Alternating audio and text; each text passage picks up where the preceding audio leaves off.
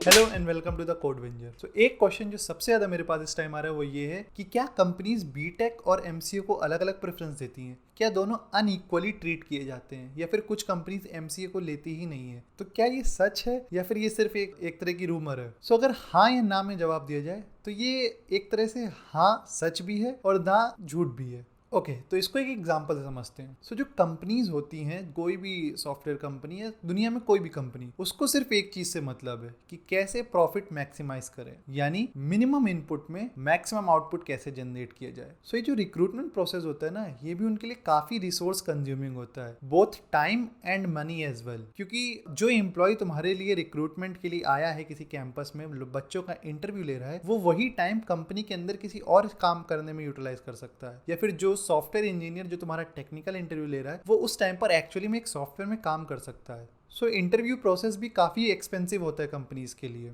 अब इसको एक दूसरे एग्जांपल से समझते हैं। मान लो तुम कोई सामान लेने सुपरमार्केट जाते हो। फॉर एग्जांपल तुम्हें सब्जियां खरीदनी है। अब तुम वहां पर गए और तुम्हें वहां दो तरह की दुकानें मिली। एक जिसमें एक बंदे ने पहले से ही सॉर्ट कर रखी हैं, यानी अच्छी अच्छी सब्जियां अलग से निकाल के रखी हैं, और दूसरा जिसमें कोई सॉर्टिंग नहीं हुई है, उसने एज इट इज जितनी सब्जियां उसके पास मिली उसको फार्म से या कहीं से भी उसने लाके वो रख दी। अब क्या इसका मतलब ये है कि दूसरा सब्जी वाला जो है उसकी सारी सब्जियां खराब है? नहीं, हो सकता है उसमें कोई बहुत अच्छी सब्जी मिली, हो सकता है वो तुम्हें कम रेट में मिल जाए, बट क्या तुम उससे लेना प्रेफर करोगे? नहीं ना। तुम्हें लगेगा यार ठीक है, 1-2 रुपए एक्स्ट्रा लग जाए तो लग जाए, बट मेरा टाइम बचेगा, क्योंकि टाइम इज ऑल्सो मनी। अगर तुम्हारे टाइम की वैल्यू ज्यादा है तो तुम 1-2 रुपए नहीं देखोगे या 10 रुपए नहीं देखोगे, तुम देखोगे कि मेरा टाइम कितना कम लग रहा है। सो इसी तरह से जो रिक्रूटमेंट प्रोसेस होता है, जहां पर एमसी और बीटेक होती हैं, वहां पर कंपनीज बीटेक को प्रेफर करती हैं। अब माइंड यू, मैं यहाँ पर टॉप टियर कॉलेजेस की बात कर रहा हूँ जहां पर बीटेक में एडमिशन लेना काफी टफ होता है। एक नॉर्मल कॉलेज में तो लगभग सभी बराबर होते हैं। एक ये भी तरीका है इसको देखने का कि जो बीटेक के बच्चे होते हैं वो जेई या फिर जेई के इक्विवेलेंट जो एग्जाम्स होते हैं वो दे के पहुंचे होते हैं, और एमसीए वालों ने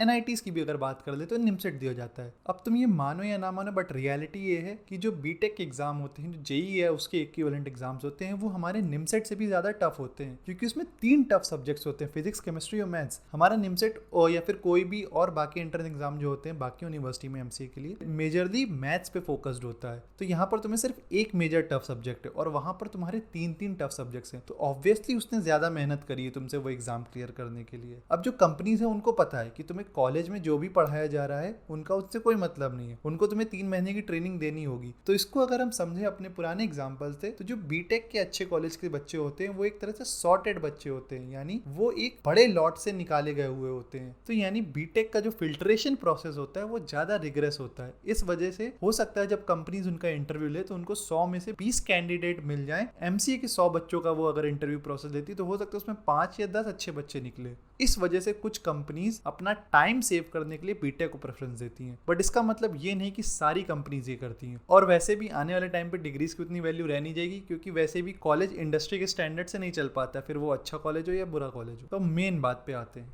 क्या हमें डिमोटिवेट हो जाना चाहिए कि हमें अच्छी जॉब्स नहीं मिलेंगी? एक्चुअली नो, क्योंकि अगर तुम अपने स्किल सेट पे काम कर रहे हो, मोस्ट ऑफ द कंपनीज एक ओपन एग्जाम रखती है। यहाँ पर राउंड 1 तुम्हारा यूजुअली एक कोडिंग राउंड होता है जो सबके लिए ओपन होता है, और जो वो क्लियर करता है उसको अगले राउंड में चांस मिलता है इंटरव्यू का। सो अगर तुम अपनी स्किल सेट इतनी अच्छी कर दो, हो सकता है तुम्हारे कैंपस में कुछ कंपनीज ऐसी हैं जो तुम्हें रिक्रूट ना करे, बट बहुत सारी ऐसी कंपनीज भी हैं जो ऑल इंडिया लेवल पे अपने एग्जाम कराती, इररेस्पेक्टिव ऑफ योर डिग्री। तुम वो एग्जाम दो, अगर तुमने उनका मिनिमम कट ऑफ क्लियर कर दिया तो तुम्हें इंटरव्यू कॉल मिल जाएगी। सो यस, अपॉर्चुनिटीज कम है, बट अगर तुम्हारे पास स्किल सेट है तो तुम खुद अपॉर्चुनिटीज अपने लिए क्रिएट कर सकते हो। आई होप इस वीडियो से तुम्हें कुछ क्लैरिटी मिली होगी, बट डिमोटिवेट होने की जरूरत नहीं है। ये काइंड ऑफ रियलिटी है जो हमें एक्सेप्ट करनी चाहिए, क्योंकि अगर तुम अपनी रियलिटी ही नहीं एक्सेप्ट करोगे तो इंप्रूवमेंट का स्कोप खत्म हो जाएगा। अगर इस वीडियो ने तुम्हें थोड़ी सी भी नॉलेज दी है या तुम्हारी लाइफ में कोई भी वैल्यू ऐड करी है, तो don't forget to like, share and subscribe. See you in the next video.